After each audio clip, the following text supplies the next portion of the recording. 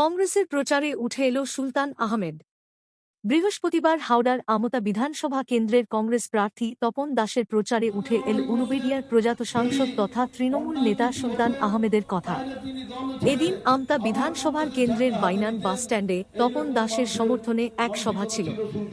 এই সভায় বক্তব্য রাখতে গিয়ে তপন দাস জানান, আমি যেখানে বক্তব্য রাখছি তার পাশে প্রয়াত সুলতানদার মূর্তি আছে। আমি একসময় তাঁর সঙ্গে কংগ্রেস করেছি। আমি নিশ্চিত আজ সুলতানদা বেঁচে থাকলে আমতা কেন্দ্রের বর্তমান তৃণমূল কংগ্রেস এই চুরি করতে পারত না। তিনি জানলে এদের আগেই দূর করে তাড়িয়ে দিতেন। উল্লেখ্য, বাইনান বাসস্ট্যান্ডের সুলতান আহমেদের মূর্তির পাশেই এই সভা হয়। কংগ্রেস করতাম, সুলতানদা একসঙ্গে আমরা ছিলাম, সব অনেক লড়াই করেছি। এবং তখন এখন যিনি ভারতবর্ষের বাংলার মুখ্যমন্ত্রী, তখন সুলতানদার বিরুদ্ধে ছিল তিনি। তখন সুলতানদাকে চাইনি, কেন সুলতানদা একরোকা লোক, পরিষ্কারভাবে চলে। সেই সুলতানদা তাদের দলে গিয়েছে এবং অনেকবার আমার সাথে কথাও হয়েছে।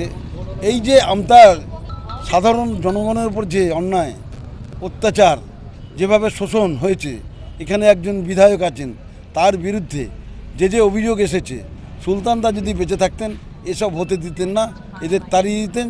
যদি মাননীয়ার সাথে কথা বলতেন, যদি না পড়তো দলও ছেড়ে দিতেন। সুলতানদা এই ধরনের মানুষ ছিল, সেই জন্যই সুলতানদার জন্য আমি অনেক আমার বেদনা রয়েছে। পুরনো দাদা, একসাথে বহুদিন চলেছে। আমার নাম তপন দাস, আমি 181 নম্বর আমতা বিধানসভার প্রার্থী।